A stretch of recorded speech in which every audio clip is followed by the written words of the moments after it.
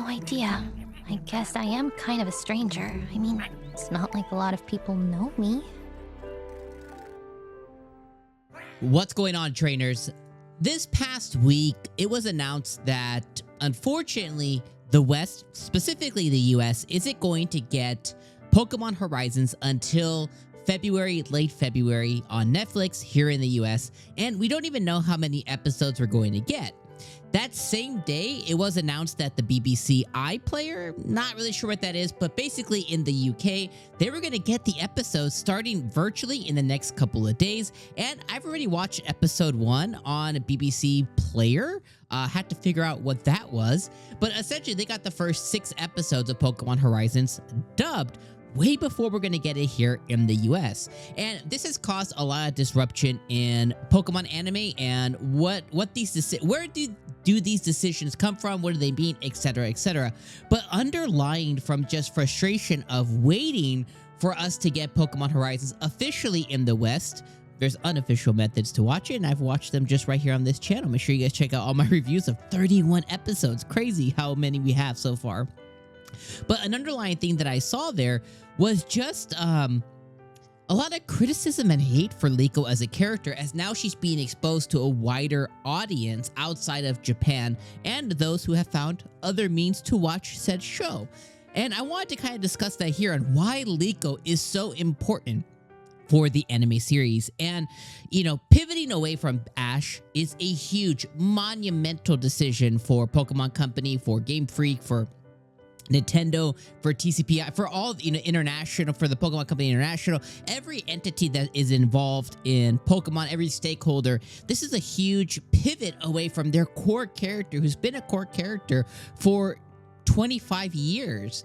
So it was a huge pivot away from it. But Liko is an amazing character, and I want to kind of discuss that here today, because underlying from all the unhappiness from Pokemon anime and the time frame and what's launching, there was a lot of underlying hate for Liko there. And you know, when you're only watching the first 6 episodes, you know, you can understand some criticisms, but I really want to come in and talk about how Liko is so special to the Pokemon anime series and will be a cornerstone of the series in the future. So first and foremost is the main thing that I really love about Liko is, unlike Ash, who had aspirations and a strong personality to go and be the best like no one's ever been and be a Pokemon master, whatever that means, right? Be a Pokemon champion. And each series, each arc has pointed Ash in that direction, right? Think of, you know, from Kanto to, you know, to the Black and White series, to the X and Y series, to the Johto journeys, to the Orange Islands, to Pokemon journeys and Ultimate journeys, and to his Alolan, arc and building out the first, you know, championship there. There were so many things that pointed him in the one direction, and in certain facets, he was a 1 or 2 dimensional type character. Where Liko comes in the series of Pokemon Horizons is she comes in not knowing what any of this means, and that is so important to your core audience, who really isn't us old folks. It's, you know, younger kids, and those young kids can be anywhere from, you know, 3 years old to, you know, to 18 years old. And what she's teaching is it's okay to not know what you want to be, even when the world is telling you that you need to decide now. And for her, that's being decided as 10 years old is when you go and set out on your Pokemon adventure, you get your first Pokemon partner, etc. And she doesn't quite know what it means to be a trainer. And a lot of people overlook this fact, but that is such an important thing. As somebody who is now, you know, has 2 kids, it is so important to instill the fact that it's okay to not know what you want to do. It's okay to not know what you're good at. It's okay to not know, you know, what you should do next. It's okay to actually fail. It's okay to try something and then decide that it's not for you. It's all okay. And that's the little life lesson that she teaches throughout Pokemon Horizon. And eventually, I will tell you, you know, she does get to what she wants to be, and it all comes to, you know, kind of to a fray very nicely. And she, you know, really begins to come into her own of what her future, what being a Pokemon trainer means to her, what the future of being a Pokemon trainer matters. Like, all these things do end up coming to fruition for Liko, but it doesn't start that way, and that's really what makes her so special. On top of everything else, she's a little bit of a klutz. She's kind of an airhead a little bit. You know, she struggles, you know, initializing a partnership with Sprigatito, and it takes time for her and Sprigatito to really kind of mesh together and kind of become Pokemon trainer and Pokemon partner. And that is such an endearing fact to actually see happen on screen, is when you see somebody not instantly, you know, becoming a Pokemon trainer. You know, it takes time, and the way that she gets there is, you know, kind of similar to how Ash got there, but really Ash's way to get his partnership with Pikachu was saving him, you know, saving Pikachu, and then that saving being reciprocated when Ash kind of put himself on the line for Pikachu. But with Liko, it was more natural, and it was more like if you or I were to go into, you know, suddenly be isekai'd or warped into a Pokemon world and given our first Pokemon partner, we probably wouldn't have some strenuous event happen to us to where, you know, there would be some kind of enactment, you know, of, you know, getting hit by a ton of Spearow or some crazy thing that happens. It would probably be more natural and more over time, you trying to find cohesion between you and your new partner Pokemon that's brand new to you, and you've never really interacted with a whole lot of Pokemon before. Like, that's something that, you know, it's very natural and it takes time. So that's really where Liko becomes really, really special, is, you know, we get to see that gradual thing over time. Then as the show goes on, you know, it takes her a little while to get her secondary partner Pokemon, which I won't talk about or won't spoil because, again, it's all gonna be very new to us. But she is just a really fun character. She is a very curious character.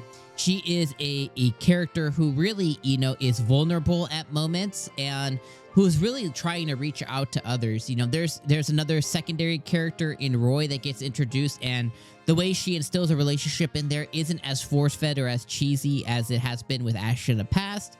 And I think it's more natural. If there's another third character that comes up that she looks up to, that she ends up befriending later on. And again, that is a very, it's an arduous task for Liko to overcome. And she kind of has to get her introvertedness out and be a little extroverted to pull in somebody who's extremely introverted into her friend circle. And that takes a lot out of her. And seeing those things come to fruition in the anime is just awesome to see.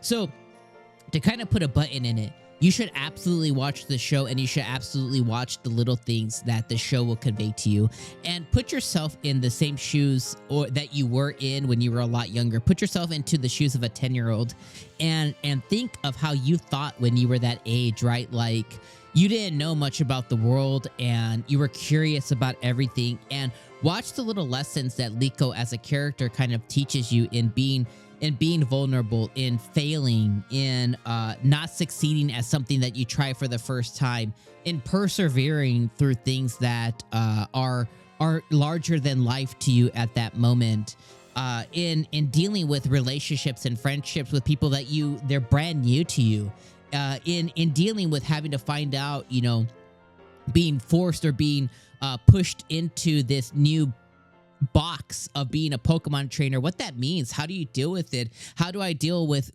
Pokemon? What do I do here? Am I supposed to be a champion? Am I supposed to be a curator? Am I just supposed to be a trainer? And pay attention to how she begins to kind of find out these things through the different events that begin to happen throughout the episode. And then I want to bundle it all up and say she's also just adorable and cute. And, you know, as somebody who is a father to a daughter, I will tell you that my kid, you know, she has been just level 11 excited to watch this show. And I'm sad that I have to wait till February, but I'm happy that it came on BBC Player, and I will find a way for her to watch the new English dub. But she's been absolutely just so excited because now, you know, as being a girl, she has somebody who she can identify in. Just like, you know, when Pokemon Crystal came out all those years ago, how tons of little girls around the world finally had a trainer that they could, you know, identify with. Liko kind of represents that for a lot of little girls out there, and, you know, just girls in general who have a character that they can identify a little closer with. That is awesome. And I think that there's something that is unique to her that anybody can identify, but it becomes that much more special when you open it up to an audience who may have felt that they weren't perfectly represented when you had Ash leading the charge for all those years. And I think that is awesome. This is the way you do representation, is you don't kind of force some agenda.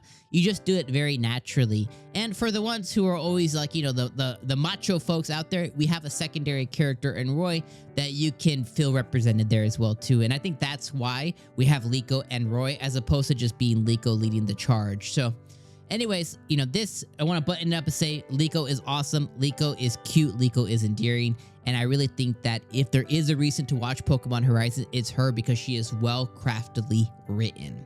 All right, let me know what you guys thought about Liko, about what you've seen so far. If you've watched deeper into the anime, let me know what you think about Liko as the anime has gone on. If you're gonna watch it for the first time, maybe I changed your mind, maybe I didn't. Let me know what you guys think about, you know, your first blush at her, your second or third go around. Let me know everything down in the comments below. I appreciate you guys being here for this video all about Liko, and I will see you guys on a lot of different anime content right here on the channel, especially if you hit subscribe. All right, we'll see you in the next one. Peace out.